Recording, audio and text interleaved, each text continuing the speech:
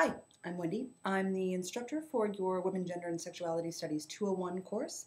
And this video is just an opportunity for me to hopefully answer some of the questions that I've been getting through emails and to make sure that we're all on the same page about what the purpose of the class is. So first and foremost, hopefully you have all gotten your syllabus and looked it over. Some of you have asked questions about why the daily schedule is not attached. You may have the sense, and if you do, you are correct, that there is some learning that we're going to have to go through when it comes to online class expectations and experiences, in part because this is a class that is being done differently in that I'm asking you to have your Tumblr blogs. Because the Tumblr blogs are a main space for interaction, I wanted to make sure that everyone was up with their Tumblr blogs and familiar with how that was working. Many of you are hopefully getting the experience and getting familiar with Tumblr. If you have questions, really, Tumblr has a really excellent help site, so please just go to tumblr.com and find the help where it can answer your questions. So, like I said, I'm Wendy. I'm the instructor for the class. I'm also the coordinator of the LGBTQ Resource Center here on SIU's campus. So I work with our lesbian, gay, bisexual, trans, queer, questioning, intersex, and allied community, and do a variety of educational trainings and efforts throughout the semester and year. And I'm also a Women, Gender, and Sexuality Studies graduate certificate recipient and I'm teaching for the Women, Gender, and Sexuality Studies department. So to just get straight into it, the expectations for this class are that you are coming with an open mind and willing to have an opportunity to learn a little bit more about gender, about the intersections of race, gender, class, ability, and all of our experiences. And one of the ways that you're going to get to do that is through the readings in the textbook, which you all should have or have orders and are getting soon. I sent you chapters 1 and 2 and the articles that you are reading from it for this week, but I'm not going to be able to do that for the rest of the semester. So you need to secure a copy of the book. Hopefully you can get the 5th edition, which looks like this. If some of you have asked if you can get the 4th edition, it's much cheaper.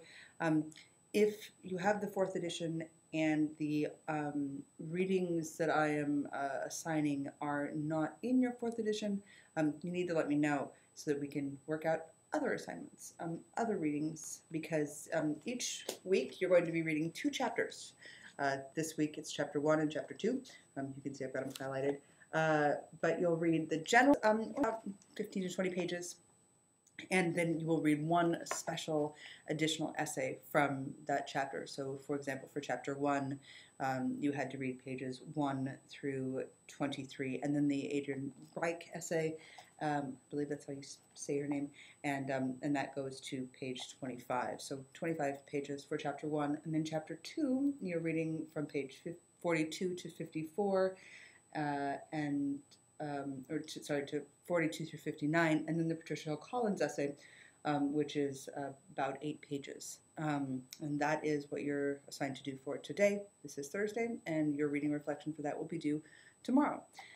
As you know, your reading reflections are 2 paragraphs. Some of you have gone over and beyond that. Please do yourself a favor. Don't work so hard. And do me a favor and do what I've assigned you, which is 2 paragraphs, 10 to 12 sentences, a concise response to the reading that lets me know that you've done the reading. I don't want a book report about what the chapter said. What I want is you to show me that the reading is making you think, whether it's making you think with questions, whether it's making you think with things you disagree about, whether it's making you think about things that you do agree about and want to learn more. Just show me you've done the reading. You need to cite the text with specific page numbers for quotations or things that you found interesting. Follow proper citation guidelines, and if you have questions about that, Morris Library is a really useful resource. But what I really need is for you to show me that you've done the reading and that it's challenging you to think. We have lots of people of all kinds of different experiences, different identities, different majors and areas of study who make up this class, and that offers a really exciting opportunity for dialogue and for new kinds of learning. A lot of your classes, you work with people who are, studying the same thing as you. This is an opportunity to have intersections and experiences and collaborative learning with people from all kinds of different backgrounds. So it's going to be a really great class, I hope.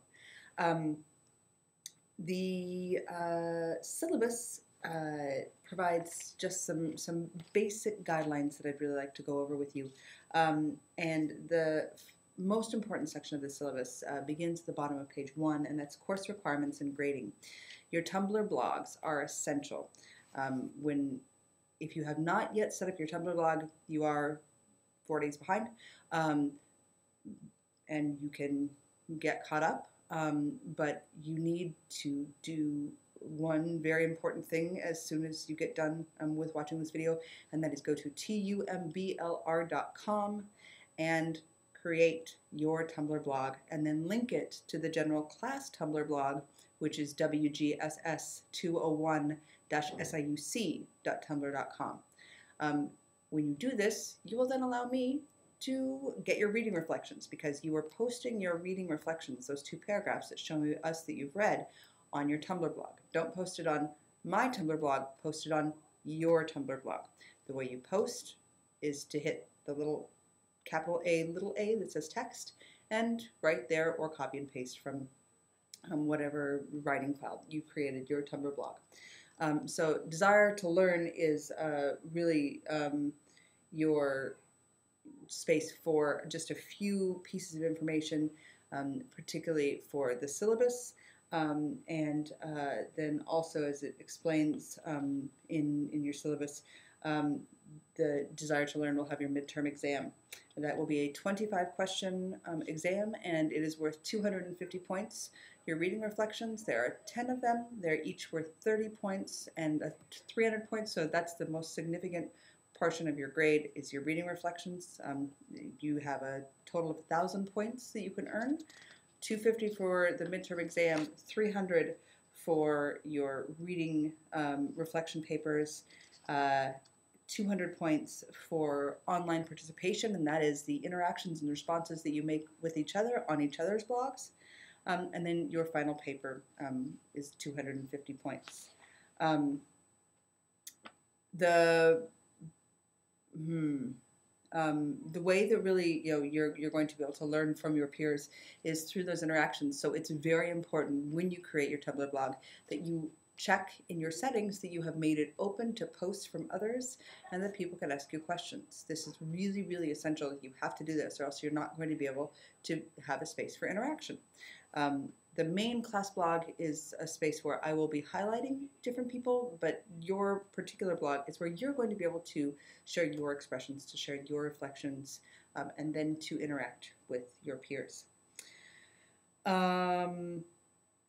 You can do all kinds of things on Tumblr. You can learn more about Tumblr not only from its how-to section or its help, but you can go onto YouTube and find videos from people using Tumblr.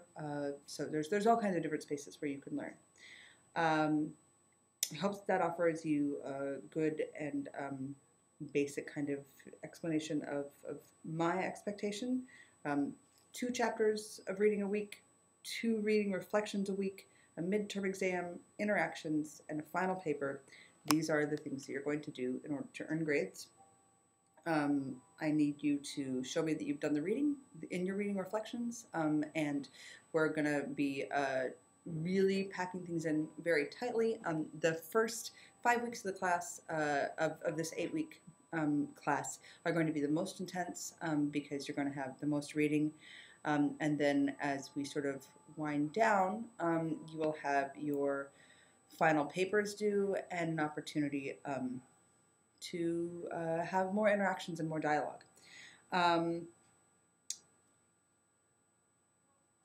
Let's see, what else? So most of our interactions are now going to come through email, and I'm happy to let you know sort of who's the face behind the email when I send out emails to you. I need you to use your SIU email accounts. There you can see my SIU email account. It's up right there. That is because the university requires it, and it's the space where I can track that I'm communicating with you. If you want, you are more than welcome, of course, to forward your SIU emails to your personal email. You'll just need to do that through your email settings. And so finally, I just want to tell you a little bit about me. I am originally from Nebraska. I am completing my PhD in Mass Communication and Media Arts, so that's an area of interest of mine. I was a journalist for 10 years, and I was a journalist for 5 years, and then I started my master's degree and have continued to be a journalist. So I've been a journalist for 10 years. I love to teach. This is a new experience for me, teaching just an entirely online class. I have definitely used media as an element in many of my other classes, but I hope that this will be a good opportunity for me to learn about teaching in a new environment, as well as for you to learn with me. And I love teaching. It's really exciting to grow with people and to get to learn about how people think about different issues. Issues of gender and sexuality are really, really important to me. And they're really, really important to you too. You may not realize it, or you may not have had the opportunity really to be in dialogue about it with people. So this class is a really exciting opportunity because there's all kinds of things that we're going to be talking about that sometimes don't get talked about in general society. As you read your first chapter, I'm sure, or at least I hope there were things that you learned about the history of feminism, about the backlash that has been created against the women's movement, about the history of women's studies and how they developed beginning in the 1960s as a response to the fact that women weren't being included in curriculum. Yeah, so it's really exciting. And there's no wrong attitude that you can have unless it's an attitude of hatred or an attitude of exclusion or an attitude of silencing. So it's really important that you keep your mind open and that you are very aware in your reflection posts and your interactions with each other of really working to be attentive to the guidelines or the ground rules for the course that are offered on the third page of your syllabus. Acknowledging that racism, sexism, classism, and homophobia exist.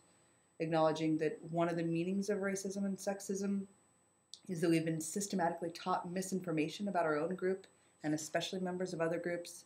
And that we will share information about our own group with members of other members of the class, and we will never, and this is most important, never demean, devalue, or in any way disparage people for their experiences. You can read the rest of those there. But it's really important that you operate from a space of respect and a space that builds dialogue. And I'm sure that all of you are very, very eager to do that.